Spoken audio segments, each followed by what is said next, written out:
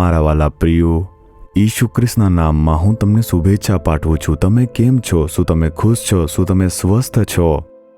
આપણે બધા હંમેશા ખુશ રહીએ, પ્રભુની તે જ ઈચ્છા છે. આપણે ખુશ રહેવું જોઈએ. શું એ માટે પ્રભુ આપણી સાથે વાત કરતા નથી? પિતા પોતાના બાળકો વિશે શું વિચારશે? મારા બાળકો હંમેશા ખુશ રહેવા જોઈએ. તેઓ ખુશ રહેવા જોઈએ. જો ચહેરો સુકાઈ જશે તો તે પૂછશે કે શું થયું, શું કોઈ સમસ્યા છે, અને તેને ખુશ કરવા માટે ધ્યાન કેન્દ્રિત કરશે. બરાબર ને? આ જ રીતે આપણા પ્રભુ ઈશુ આપણા સ્વર્ગીય પિતા છે. તે આપણને જોશે. જો આપણો ચહેરો સુકાઈ ગયો હોય, જો આપણે ખુશ ન હોઈએ, શું સમસ્યા છે, તમે કેમ ઉદાસ છો, તમે કેમ ખુશ નથી, તે આમ પૂછશે.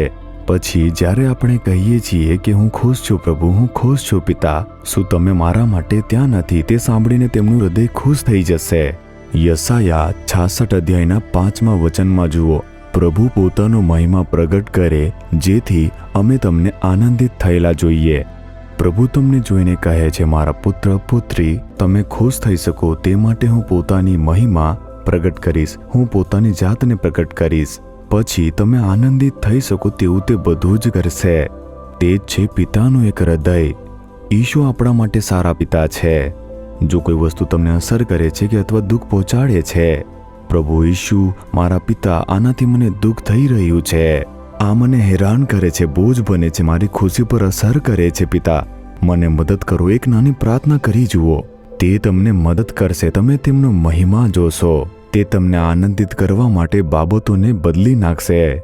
આજે તમારા જીવનમાં તમારી ખુશી પર શું અસર કરે છે? પરિવારની બાબતો, પૈસાની બાબતો, રોગની સમસ્યા, તમારી નોકરીની સમસ્યા, લોકો તરફથી સમસ્યા, તે કંઈ પણ હોવા દો, તે સંજોગોને બદલી નાખશે અને તમારા જીવનમાં આનંદ આપશે.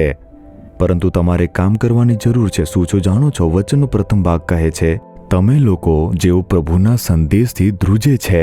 પ્રભુ કોને ખુશ કરશે? પ્રભુના સંદેશથી જે ધ્રુજે છે, પ્રભુ તેમને ખુશ કરશે.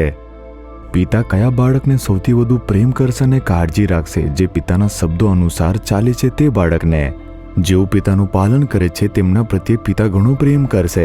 તેથી આપણે હંમેશા પ્રભુના શબ્દથી ધ્રુજવું જોઈએ. તમે જુઓ, મને પ્રભુની સેવા કરતા 50 વર્ષ થયા અને આ 50 વર્ષોમાં મેં વારંવાર અને રોજબરોજ વચનો વાંચ્યા. હું નથી કહેતો હું બધું જાણું છું, પરંતુ રોજ સવારે ઉઠતાની સાથે હું પ્રભુની સ્તુતિ કરું છું, આરાધના કરું છું. ત્યાર પછી પ્રથમ વસ્તુ જે કરું છું, વચન પર ધ્યાન કરું છું. અને જ્યારે મેં તે વાંચું છું, તેમાંથી પ્રભુ મારી સાથે વાત કરે છે અને કહે છે, પ્રભુ, મારે તમારા વચન પ્રમાણે ચાલવું જોઈએ. આ વચન પ્રમાણે મારામાં આ અભાવ જોવા મળે છે, મને માફ કરો, મને શુદ્ધ કરો. હું આ વચન પ્રમાણે જીવવા માટે પ્રતિબદ્ધ થાઉં છું. જો તમે આ પ્રાર્થના કરશો, એક આનંદ આવશે. તેનાથી પ્રભુનું હૃદય પણ ખુશ થશે. બાઇબલ એ વ્યવસ્થાની પુસ્તક છે જે પ્રભુએ આપણા માટે લખી છે કે આ રીતે મારા બાળકોએ જીવવું જોઈએ. જો આપણે એવા જીવન જીવવા માટે પ્રતિબદ્ધ છીએ, પ્રભુ ખાતરી કરશે કે આપણે હંમેશા ખુશ રહીએ.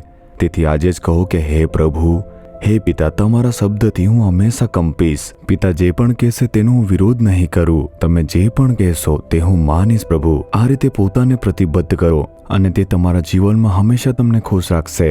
તે તમને જે કંઈ પણ દુઃખ અપાવે છે અને જે તમારી ખુશીને અસર કરે છે, તેમને તાત્કાલિક દૂર કરવા માટે જરૂરી છે તે બધું જ કરશે. તમારા સંજોગો બદલાઈ જશે.